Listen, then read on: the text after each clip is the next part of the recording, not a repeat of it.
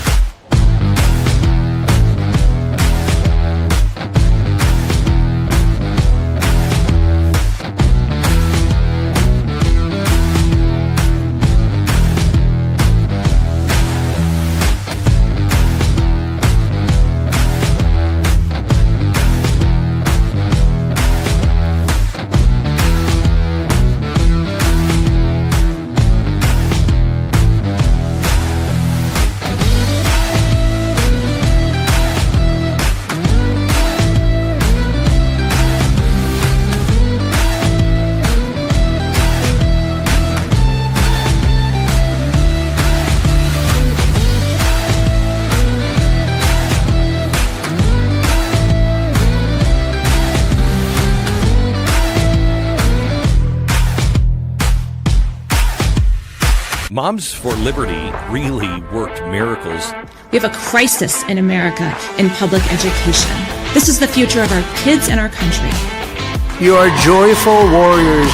And we are just getting started.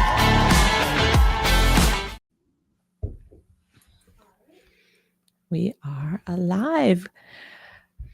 Good morning. Welcome to the Fire of Liberty show. I'm Tina Deskovich, and I'm the CEO and co-founder of Moms for Liberty. And you might notice that we are not in our Florida studio this morning. I'm in Washington, D.C. I arrived this morning. My guest is local to the area here, and I can't wait for you to meet her. We have something exciting coming up on Friday this week. It's one of the reasons I'm in town that she is helping us put together. We're going to have a town hall in Fairfax, Virginia. If you've been following the news about education in America, you know that Fairfax is ground zero right now. I'd say a few years ago, Loudoun County was ground zero, but it seems like Fairfax is rearing its ugly head. Our guest today is our chapter chair in Prince William County, which is the neighboring county, which has plenty of their own problems that she's been battling. And we're just going to talk to her today about what it's like to be a chapter chair, some of the things she's been through, and some of the things she's accomplished and overcome since she has joined Moms for Liberty. So I want you all to meet Jen Donnelly, the chapter chair of Prince William County, Virginia. Thank you so much for having me today. I'm really excited to talk to you. I am too. This is going to be fun. I love that we're in a different studio. That we've only done this once before with Kit. Since she was in Maryland, she was able to come over here. Yeah. And so we scheduled her when I was in town too.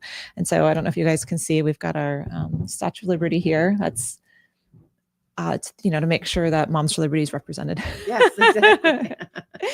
So let's start off just talking about you a little bit. You're a mom. Tell me about your children, and just about you. I have a 15-year-old son. I've been married to my husband it'll be 20 years next week. Wow. Congratulations on that. You. That's no small accomplishment. No, it's not. We have a cute little house in Prince William County, and I've loved being a team mom for his football teams and getting involved in his classroom. And then that kind of expounded to getting involved in politics and Moms for Liberty. And wait. You just glossed over. How do you go from team mom to getting involved to being a Moms for Liberty chapter chair? So back in 2020, everybody knows that everybody got involved in different things during COVID with the masking issues and the shutdowns with schools. And I became friends with Marianne Jensen, who was the previous chapter chair for Prince William County. And she's the famous one. If everybody remember, she went viral during COVID, just an average, ordinary mom who went down there and said, "Get these masks off the kids," or something. I think she's still pinned to the top of her X account. Yeah. And that was my very first school board meeting. She asked me if I wanted to go to a school board meeting. I'm like, sure, let me see what it's all about. And you guys were friends or just neighbors? We were friends and neighbors. And I went there and there were just hundreds of people there. And so you witnessed the viral moment live and in person. Yeah. And it just felt so great to have all of these like-minded moms that were rooting for our kids and wanting to get them back in school and masks off their faces. And that's when I knew, I'm like, okay, I can't just stop it at this moment. I need to continue. Did you speak that night? No, I did not speak that night. Why not? I hate speaking in front of crowds. It's my biggest fear. When Marianne asked me, when she started the chapter, and she asked me if I wanted to be a part of the program and as our vice chair, I said, as long as you are the face of Moms for Liberty and you do all of the talking, you promise me that I will never have to give a school board speech or talk in front of a group. And she said, yes, I promise. How many times have you spoken in front of a group since she made that promise to you? At least 10 times. And they're progressively getting to be bigger crowds. And so you must be doing a good job. I think I am. We all have doubts, and we all are critical of how we look or we sound, but I feel that passion in me. I feel that need to be advocating for people, whether it's for other kids or on behalf of teachers. I can't stand by silent. So that kind of gives me that courage to stand up and speak out. I love that. So we titled this episode Out of Your Comfort Zone, like getting out of your comfort zone. Because when I talked to you just about your story, it just was a reoccurring theme of, I said, no, I'm not going to do that. And then there you are doing it. I'm not doing that. That is out of my comfort. There you are doing it. And so I think it's kind of a fun story, and it's inspirational because a lot of people don't want to public speak. A lot of people would never take a stand politically, or even I have friends that say, I don't like to talk about politics, even with their closest friends that Right. won't judge them. And so not only are you speaking, like you're taking sometimes stands that are not popular, and you're drawing more criticism than just average criticism. And you're in Virginia, which is a very bluish area right now. Blue. Yeah, no, but more blue, kind of purple.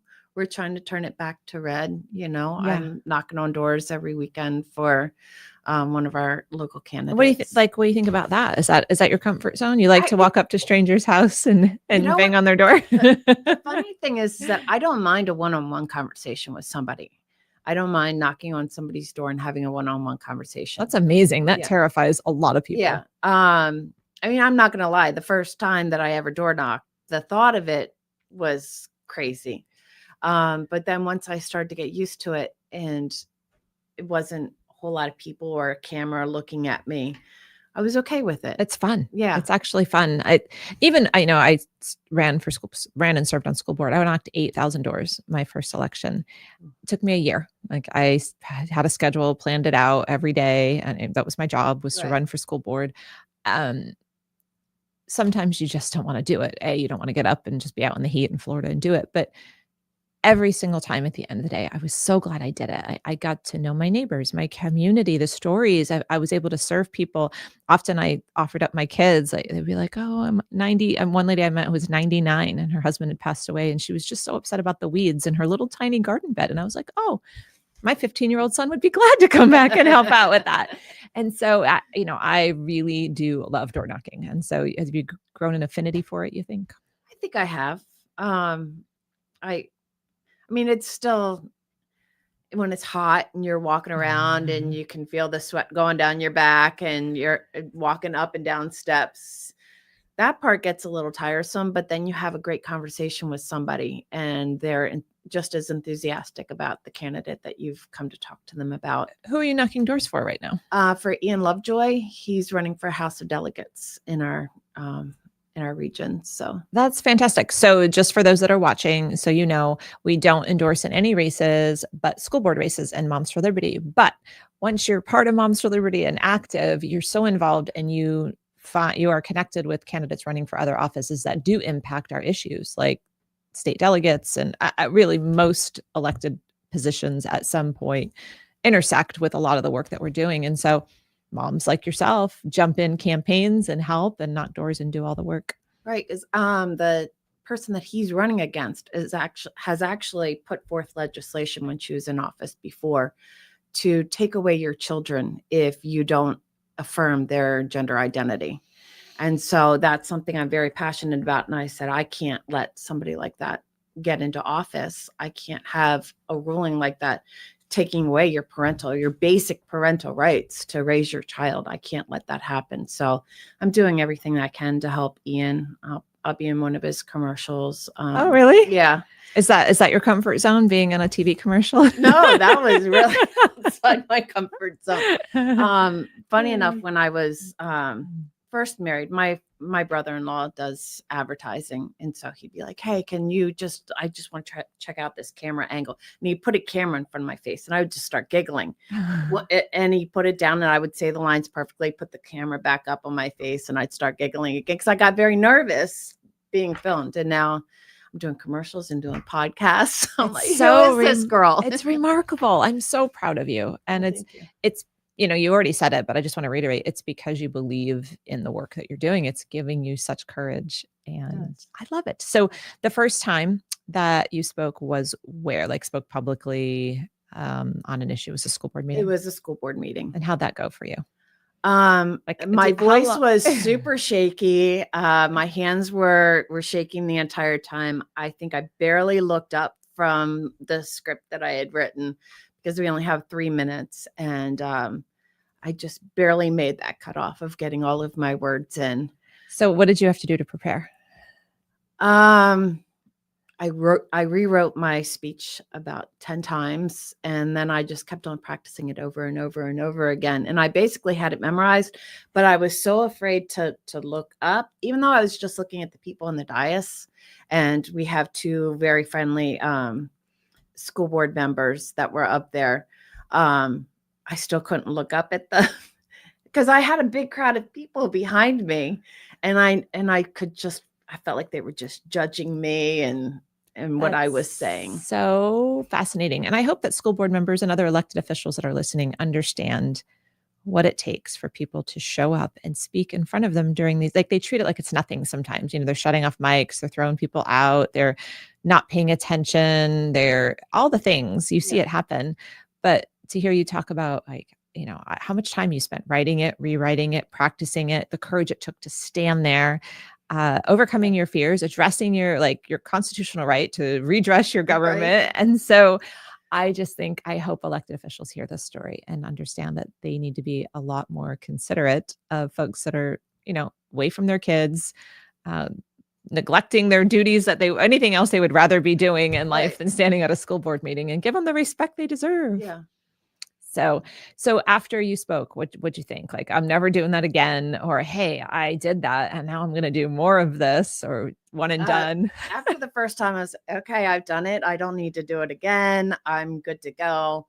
And then what did you speak about? Like, what got you so fired up? The up? ironic thing is that I spoke about that the school board members needed to have office hours so that people like me didn't have to get up in front of everybody to address them.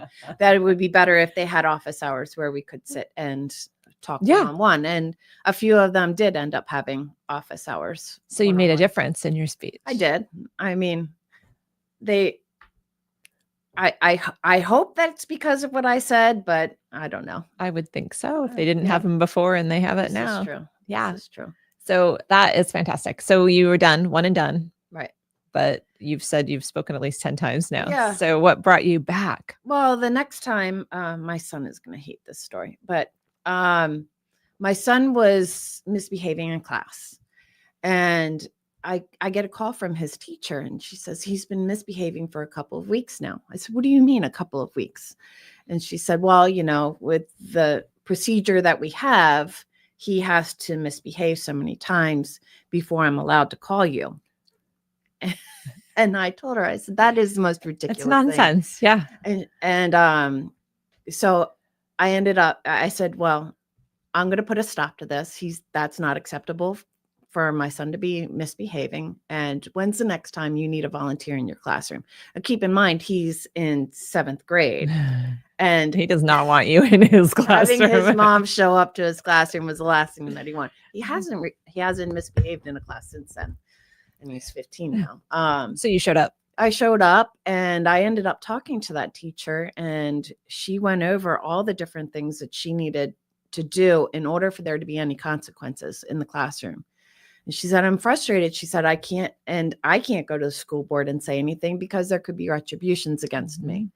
And I said, well, write down everything that is happening and all the crazy things that you have to do, and I'll speak for you. I love that. I love that. Let me be your voice. Yeah. And that proceeded to get me very involved in the code of conduct. Let's just pause with that for a second. It's like your biggest fear is to public speak. You've done it once. You're like, did it. That was terrible. I'm done. And now you're offering to be somebody's voice, to public speak for somebody. I want you to just think about that for a minute. That's huge. It is. But teachers already have a very difficult job. And when you find a teacher that is passionate about her work and really wants the best for your child and all the other children, it kind of drives you to want to do whatever you can to help make their job easier, and so that they can focus on educating your child rather than keeping control of the classroom. And so I would do anything to help any teacher that was having difficulties, because they're helping guide the future of the next generation. We should have titled this episode Teachers, We Are Your Friends. Yes, exactly. Last night we had a town hall in Pennsylvania, and this was a topic that came up. One of the panelists was a state legislator there in Pennsylvania. He'd been a teacher for 27 years, but there was a little bit of comments throughout the conversation. Well, a question came in from the audience. How do we get teachers to stop doing this? Kind of generalizations. And so someone said, can we not do this to teachers? There's so many good ones. And that's when our panelist, who'd been a teacher for 27 years, chimed in and said, there's so many great teachers and they need help. And then another question that came in was, she was a teacher. She said, how can teachers feel safe to share what's going on? Like, you guys are calling them out saying, why are they not exposing a lot of the trainings and the stuff they're being asked to teach? Why are teachers not stepping up? And it's because they're afraid. They're afraid to lose their job. They're also, working in a school, 50 teachers, mostly women. They're kind of close knit usually in some level. Right. And you don't want to be the complete outcast there. And so you don't want to be the tattletale. It's a different environment, I would say, than most places. And so I just chimed in and said, contact your local chapter chair. They will be your voice. And you're a prime example of that, because that's what you did. What types of things was she being required to do? Aside from he has to get in trouble 3 times before she can call you. Is that what was 4 it? times. 4 times. As a mom, I'd be so mad about that. Like, you call me, he's acting like a brat. You tell me so I can address it. Otherwise, it's probably not going to get addressed. And now we're going to get to number 4. Right. Each time any child would misbehave in the classroom, she would have to stop, write down, they call them bark forms. I forget what it stands for, but she would have to write down what they did and to disrupt the class. And then the child had to sign it. And then she had to keep track of it. And after the 4th time that she wrote them up, then she was allowed to call the parent. I wonder if there are any consequences, and maybe you know or don't know, for number one, the first time they get written up, there's your consequence. Number 2, is it just getting written up again? Or was there some next, was this being escalated to the parent? After the parent was called, then the next time was when they were allowed to be sent off to the office to the administrator. So they weren't 5 times before the teacher gets any help. And then it wasn't even cumulative, because after the quarter was over, their slate got wiped clean. And so then they got to start all over again. 5 more times. That's every Monday morning acting like a jerk. If there was 6 weeks in a semester quarter, so semester. Oh my gosh.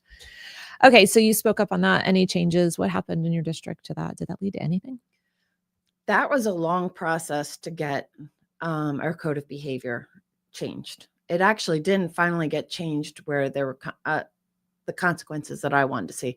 That wasn't changed until this past school board meeting. Wow. Our code of conduct was written where a teacher could be physically assaulted and law enforcement wasn't automatically called. What's wrong with your teachers union? Look, I'm a union fighter all day long. I think they are bad business. I think that they are bad for education. But the one thing they're supposed to be doing well is protecting teachers. What is wrong with them that contract ever got agreed to by them, that their teachers can be physically assaulted without law enforcement being called?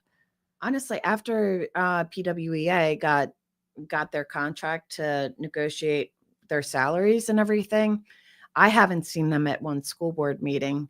I mean, maybe the teachers union? Right. Wow. They don't go and they don't talk on behalf of any teachers at any of the school board meetings. Now, maybe they're having conversations behind the scenes, but PWEA is also being investigated for a lot of fraud right now. So it's a really so bad. I don't know that they're necessarily focused on helping the teachers.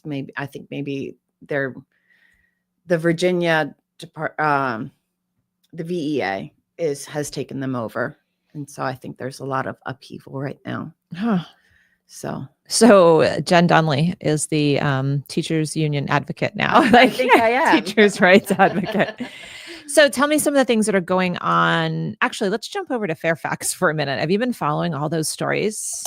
Fairfax and Arlington. I believe Arlington just had an instance where there was a boy who was coming in to change in the girls' bathroom. And the teacher told the girls, well, just hurry up, go faster, change faster. Oh my gosh. And it was a boy who was also going to the boys' bathroom, but changing in the girls' locker room.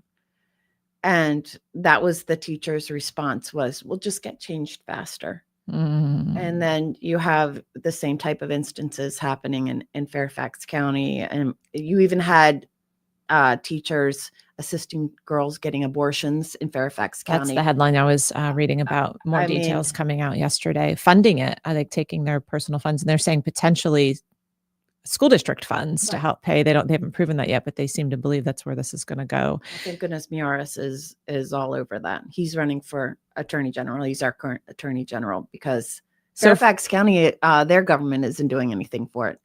It's crazy. For those that don't know, Fairfax County schools, social workers in the schools. This was 2 years ago, I think was the first one. 3 years ago. It was a couple of years ago. Helping a student, counseled her to get an abortion and drove her there. It seems like paid for it for the abortion. No parental notification, even let alone consent. And so they're in deep water, and they should be. It's really, really egregious. I mean, the fact that they didn't let the parents know at all, and they're taking a child to get a major medical. How many in Florida? It's these little green slips in my district. How many little green slips have you gotten over the years for Joey bumped his head? Had to put a Band-Aid on Joey's knee. Did you ever get those, like the nurse's notes that came home? Yeah. Joey visited the nurse's office today. He said he had a headache, or, and we put a cold compress and sent him back to class. Like they notify you of everything. And now we're in this phase the last 5 years where not only do they not notify you that your kid wants to change their gender or sleep over with the other sex, or they lie and keep it from you and lie. And now they even take your children to get abortions and pay for them. Like we have just lost our marbles around here. And Virginia is one of the worst offenders. It makes me ashamed a lot of times to be a part of the Northern Virginia. Are you from here? Did you grow up here? No, I grew up in Baltimore. I didn't move here until I got married. So not that Baltimore schools are much better. Most of my friends in Baltimore send their kids to private school. I went to private school just because the public schools in Baltimore are like atrocious. None of the high schools were proficient in math or something. It was Baltimore City. It was really bad. Yeah. So let's move on to some of the things since you've been chapter chair or even involved that you have some wins.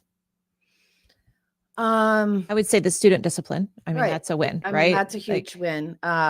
Getting office hours from your school board members. There's a win. You've got two. Win. Erica Trudnick, who's my school board representative, appointed me to the Safe Schools Advisory Council. What is that? So that is, we meet once a month and we discuss where the safety protocols need to be improved, what safety protocols are coming up, what technology we're looking to implement within the school system.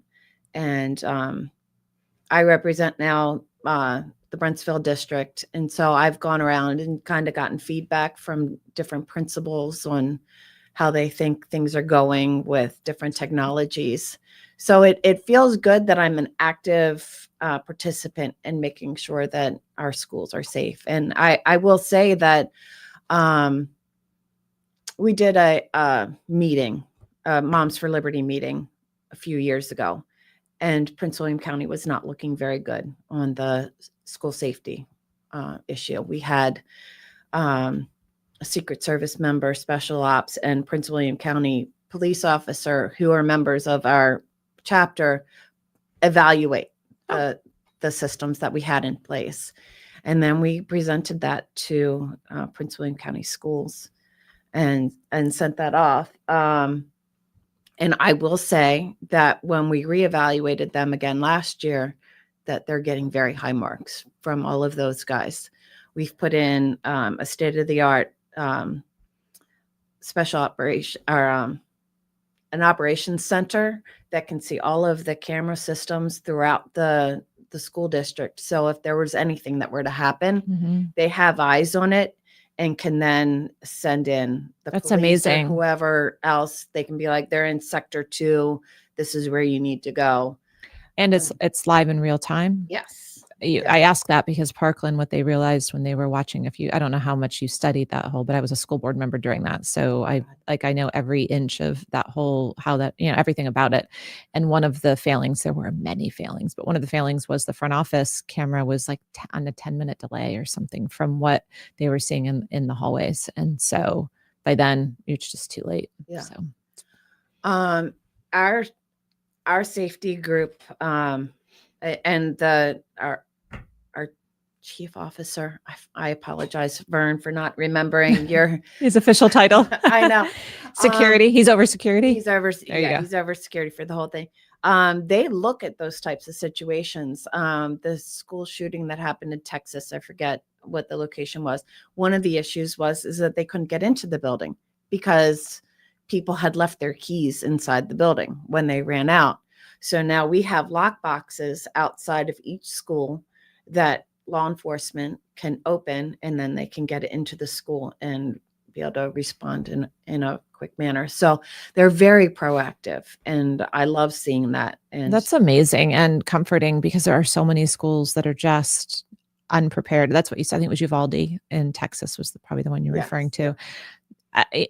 I was shocked at how unprepared they were after we've had, starting in the 90s, Columbine, we've had school shootings. We've learned so much. After Parkland, I couldn't believe there was a school in America that still was just so, at Sandy Hook. Between Sandy Hook and Parkland, if your school is not taking school security seriously, I don't know what else to say. Right. Like, what more do you need to see and witness before you step up and make sure your school system is secure? So kudos to you again for fulfilling a very important role in your school district.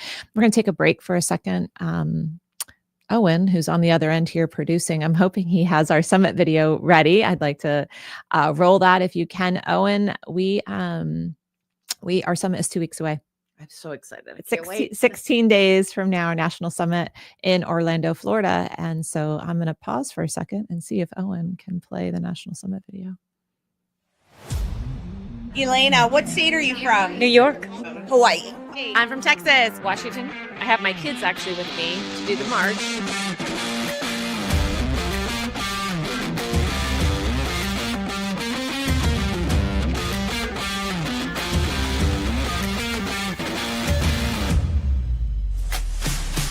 Wherever I go, odds are there is a Moms for Liberty group or a whole tribe in the room sounding off loud and proud. And you could see the passion here because it's about supporting kids.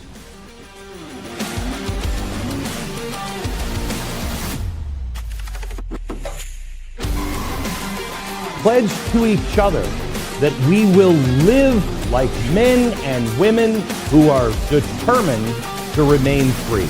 I'm for parental rights all the way. Welcome back to the Fire of Liberty show. I'm Tina Deskovich, CEO and co-founder of Moms for Liberty. I am here with Jen Donnelly. She's the chapter chair of our Prince William County, Virginia chapter. We are on location in Washington, D.C. right now, not in our usual Fire of Liberty studio in Florida. And we've been talking about some of the things going on in Virginia, the crazy stories in education, some of the ways Jen Donnelly has stepped out of her comfort zone to accomplish some great things for herself and for her school district. And I just want to talk a little bit about events now, because there's several things I want to talk about. One, Summit. Jen, are you coming to Summit in 2 weeks? I am coming to Summit, although I'm going to be a little bit late arriving because my son made the varsity football team and has his first homecoming game. And Oh, you as a can't mom, miss you can't that. miss an event No. like that because he's number one in my book. So. Of course Yeah. he is. And so is he a senior? No, he's a sophomore. What? Yeah. Oh, yeah. That's Yeah. a big Yeah, deal. he worked so hard to achieve that goal. Yeah. And so I need to be at every football game to cheer him on and watch him out there playing. I I'm love just it. so proud of him. I love that. So hopefully there's like a 5 a.m. flight directly Yes. to Orlando and you Yes, can get there down is. there. I may be tired when I get there on Saturday, but I can't wait. Oh, it's going to be so great. So on Saturday, for folks that are listening, we've got Benny Johnson on Saturday, James O'Keefe on Saturday. So you were like, who am I going to miss on Friday? You're going to miss Dr. Latipo, who I think is going to be amazing. He is our state Surgeon General, the one that just banned all vaccine mandates for children in the state of Florida. Oh, wow. And so, Okay. yeah, he's going to be speaking on Friday. So you'll miss him. And you'll miss some of the education panels. We'll be talking about U.S. Department Those of are Education. so And helpful. yeah, I think we've got some good things in the works for sure. Saturday, we've got Byron Donalds coming, Erica Donalds coming. We've got some brave young girls. Jennifer Say is going to lead a panel with some brave young girls that have stepped off the podium and taken some bold stands in Title IX. So Amazing. we're going to have a panel on SPLC, the Southern Poverty Law Center, because of all they've done. Tyler O'Neill, who's been writing books and articles for them on years, he's going to lead that panel. So there's so much. We're going to have our gala, of course, which you'll be there for. Yes. 7 awards go to our moms. And then I'm actually really excited about Sunday. It's just from 8 to 10 in the morning. It's our Blessings of Liberty breakfast. It could be about America 250. We've got Rick Green from Patriot Academy coming. Oh, he's and amazing. Marissa from PragerU is going to be there. The I kids. loved her presentation last year. Oh, speaking of, because she talked about anti-Semitism last year. Mhm. On Saturday, we've got Brooke Weiss's daughter, Eve Weiss, speaking. I just saw her Oh, graphic. wow. I think we're going to put it out today. And she's a youth in America Yeah. who's been experiencing anti-Semitism. So I'm excited that Eve is going to have the opportunity. So, That's amazing. so Summit, get your tickets, momsforliberty.org/Summit 25. We sell out every year. We haven't sold out yet, and it's just 16 days away. So get your tickets before they sell out. We also launched yesterday Saturday only tickets, because we're going to have more space in the room on Saturday because we won't have the meal tables out. And so students can have $50 tickets for Saturday, which is a good deal. Yeah. We hope to get some of those college kids in. Okay. I want to stay on the topic of events because I flew up here, I don't know, a month ago now. Yeah, just about a month ago. And what did I come up here for? We put together a rally for in front of our school board for Winsome Sears and John Reed, who are running for governor and lieutenant governor, to give them an opportunity to speak about their parental rights advocacy. There's been a lot of really negative, horrible things said about both of them, and they're just such good people and are working so hard and care so much about parents. I felt like they really needed to have that platform in front of a school board meeting in order to get their message across. So your idea? Yeah, it was my idea. Have you ever put together a rally of that magnitude with a current lieutenant governor, a candidate for governor of your state? Is this?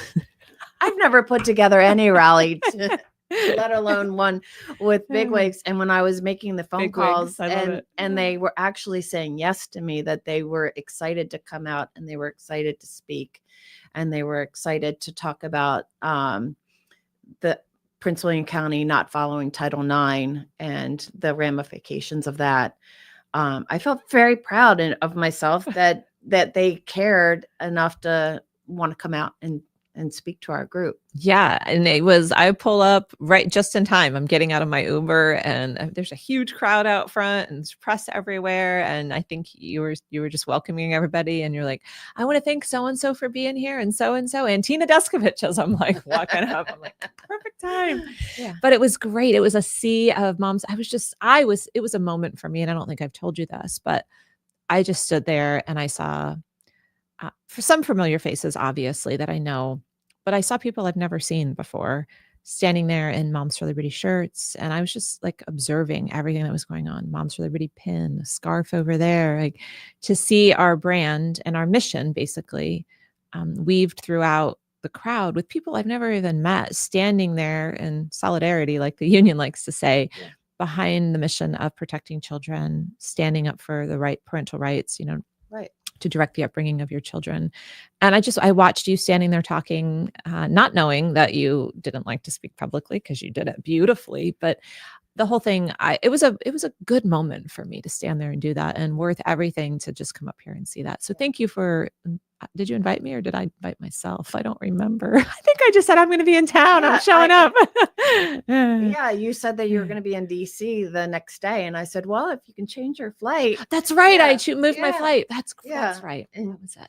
And Okay. and you showed up, and I mean, I'm not going to lie, having you there was a little bit of added pressure because now I'm like, oh, What? our leader is going to be there. So now I really have to make a good impression and Oh, make my sure that, gosh. that she sees me doing a good job and being a joyful warrior and being a good example of a chapter chair and bringing people together and putting that message across. So Oh my when it turned out gosh. well, I was like, oh, good. Yeah, you look good killed at it. Martina. You did great. I'm going to say Marianne was not so joyful. Are you watching Marianne? Just kidding.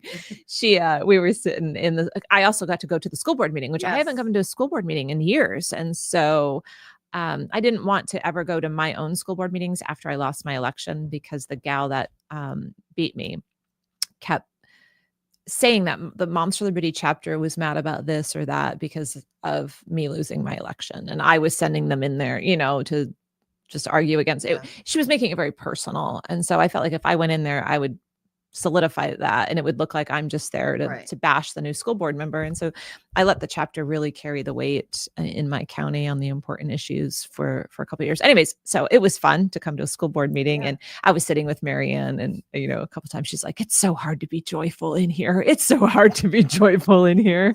Because the group of people who are supposed to be very tolerant are very intolerant of us and say nasty things and just look at us really nasty. And well, one of them was sitting behind us and actually tapped her and said something. And I was like, whoa. And she was fine. She was like, just mind your own business or something. Yeah. And then she was like, was that joyful enough?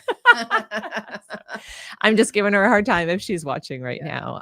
She's wonderful. She served as chapter chair before you, of course. And she's an absolute amazing woman. I am just so blessed that she and I became friends during COVID and found that mutual respect for each other. And, she's gotten me out of my shell quite a bit and become one of my very closest friends. And I'm just, God certainly put us together at the right time in the right place. So I think Moms for Liberty does that. It's one of the unintended good consequences of this organization. You're finding your people. Everybody's finding these really deep friendships that are relatively new, but so solid and so good. Yeah. So I love to hear about those, of course. So another successful event. And then let's talk a little bit about what's coming up on Friday. Yes. Today is Wednesday. So in 2 days. Yeah. We're having the Virginia Town Hall. That was another one where I'm still getting used to people thinking a lot of me. Does that sound really narcissistic? But like having it doesn't sound narcissistic. Because I'm just an ordinary mom, but having that Moms for Liberty behind me and the organization and everything kind of gives you a little bit of more credibility. Mm-hmm. And so I was able to reach out again to Philip Scott, who's a delegate, and a few other people. I know you reached out to Winsome Sears' team. I reached out to John Reed, and he's going to be there. And then I even have members of my own chapter who are amazing people. I have Chris Funderburg, who's actually my vice chair. He's going to be speaking on one of the panels, and then Martha Kutzinger, who she is the James Lindsay of Prince William County. Oh, Yeah, she has so much knowledge. I remember in one of the earliest school board meetings listening to her speak. I got to know more about everything that she's talking about, because I had no idea all of the different CRT and the DEIs that were going on and everything in our county. And she was a wealth of information. So how did you get her to, who got her to be part of Moms for Liberty? Is she a member of Moms for Liberty? Okay. Yeah. And so she showed up at the school board meeting just on her own, and you guys were like, hey. Yeah, I went up to her, and they always tease me because I have business cards to give out to people. And so I gave her one of my business cards and asked her to be a member of our chapter. This would be a good time to say you actually are a professional. Like, you have a job. A lot of people think that, these moms are bored housewives. That's why they have all the time in the world to go do this. You work. I work full time. I sell to the federal government. So I was working until midnight last night, working for fiscal year end. And so working full time, doing Moms for Liberty part time, Mom, 20 hours a wife, week, mom, wife, football mom. I mean, I wear a lot of different hats, but I love every single one of them and wouldn't give any of them up. So that's great. But I just like to expand on that a little bit. Like, how do you balance it all? How do you pick the priorities of what goes when and where? And is it hard in your marriage? Is it hard balancing mom work? It can be hard at times. Trying to find the time to slip in, sending out the emails to all of my chapter members, or sending out a text message, or organizing meals for the football team. But if my son asks me for help on something, he comes right away. Yeah. And if my husband needs me for something, he comes right away. Being a mom and a wife come first. And then my faith and my journey with God comes second. And then all the other stuff kind of comes down below that. Is it next your job or Moms for Liberty? That's that. I don't know if my coworkers are watching. I love my job. Yeah, I'm just teasing. I'm just teasing. No, obviously, your income is. I mean, I love my job. I enjoy all of the different things, because I've been doing it for so long that it's kind of gotten to be second nature, and every day is a little bit different. But Moms for Liberty and advocating for kids and being a part of the political atmosphere, that's fun for me. That's my hobby. Well, I'm grateful for your help in putting together this event on Friday. We hope those that are in the Virginia area will join us. We have people coming from Loudoun and from Prince William, obviously, and Fairfax, and anybody else, any other counties you think? Probably Stafford is that. Juliet's down there, and I think she has some people coming up. Great. Yeah. So you don't have to be in Fairfax to come to this town hall. Again, you mentioned, but let's reiterate, we're going to have Winsome Sears there. What is John's last name? John Reed, who's running for lieutenant governor. We're going to have Katie Gorka. Oh, Katie Gorka is going to be there. Right. Katie Gorka is on our board of directors for our Moms for Liberty Foundation. Did you know that? No, I didn't know that. Yeah, we added her last month, I think. Okay. So she's an amazing woman. She is. Yeah. She's fantastic. Marianne Jensen's children, I think, are going to be singing the national anthem. Yes. So we're excited about that. Yeah. I think it's going to be a really Ian Pryor. Ian Pryor. Yeah. He actually came right after he wrote his book about all the craziness that happened in Loudoun County. He came and spoke to our chapter about how we get involved and how we can start advocating for our kids, and the ways that you can get involved, whether it be behind the scenes, writing postcards, or making phone calls or emails. Do something. Right. You don't always have to get up out of your comfort zone and talk in front of a school board. There's always other ways. Hey, this whole episode is supposed to be getting out of your comfort zone. Now you're going back on there. And so if you go to momsforliberty.org/town hall, you can register for the Fairfax County Town Hall, which will be Friday night at 7 p.m. And it's free. You're going to have to show your ID because we want to keep the crazies out. And but other than that, it's free. Just register, and we would love to see you Friday night. Let's start to wrap this up a little bit. I just want to talk, like, what kind of advice you've had quite a journey from not wanting to speak and being pushed out of your comfort zone, whether it be putting together a rally with a lieutenant governor of your state to, I think you had mentioned to me too, like just leading chapter meetings sometimes is intimidating. Excuse me. And speaking, obviously public speaking, you've overcome that and you're doing great at it. You're now starring in a commercial. So, advice to just a mom right now who's like, I can't do any of that. None of that. It is not me. What's your advice? Well, first of all, just start following us because I'm always putting advice out there on our different social media things. And just join a chapter and start going to the meetings, or go to your school board meeting, or reach out to whatever candidate you feel follows what you are passionate about, and ask if you can help them. You don't have to knock on doors for them, but writing postcards for them can help. But as a chapter chair, I don't always see the big meetings as being some of my biggest successes, although it was really cool to have Winsome Sears come to the rally and everything. But we did, one of our members, Natalie, led a meeting on IEPs. And we had a few people who came to that meeting who weren't members at the time. And she went through, what are your rights? What can you do? How do you advocate for your child? And they left that meeting knowing how to better serve their children. And that, as a chapter chair, made me feel so good that I knew that I made a difference in, like, a significant difference in a child's life. Well, our mission, unify, educate, and empower parents. And so you were helping educate, and by educating them, empowering them. So you were fulfilling our mission so that they could defend their parental rights, help their kids. And then if you think about what our values are, we stand for truth, we build relationships, which you've been doing a fabulous job at, and we empower others. And that is exactly what you were embodying that day. And so I think that's why you feel good. Like it's productive and it's making a difference. Yeah.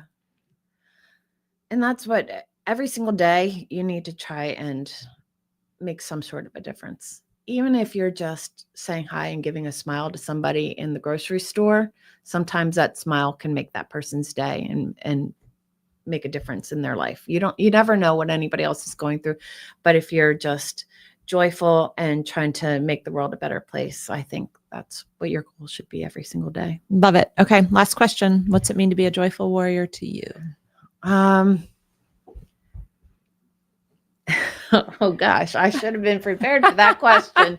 The one question you're not prepared for. I know. I ask it practically every episode. I think, maybe not always, but it's always in my mind. And I knew that because I listen to it every week. For me, being a joyful warrior just means going out there and building bridges and finding ways to bring together different people who have different thoughts about things, and listening to them and understanding where they're coming from so that we can have a deeper understanding of each other. And instead of fighting with each other all the time, finding mutual understanding. And that's where I try to be a joyful warrior. I love that. That's more of a deep sense of joy. I think a lot of times we're like, oh, we're just going to try not to say mean things and smile, right? Or, something like that. But what you're talking about is a more deep sense of gratification and actual, probably real, deep settling joy of building the bridges, putting out some of the fires and flames of the conflict that's going on in our country right now. So thank you. Thank you for doing that. Thank you for joining me today, for driving in and being here in studio. I got here a little bit late, but we still started on time. So it's all good. And I will see you. I'll see you. I guess I won't see you till Summit now. Yeah. Because she's going to be missing the town hall because it's her son's football game, and that's her priority, which is right where it needs to be.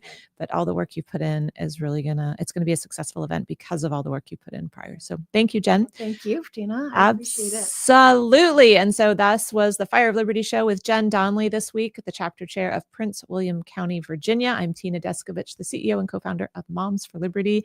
And we will see you next week, same time, 10 a.m. on Wednesday, live on all socials. And you can always follow us after on Apple or Spotify or even iHeart. See you next week. Bye.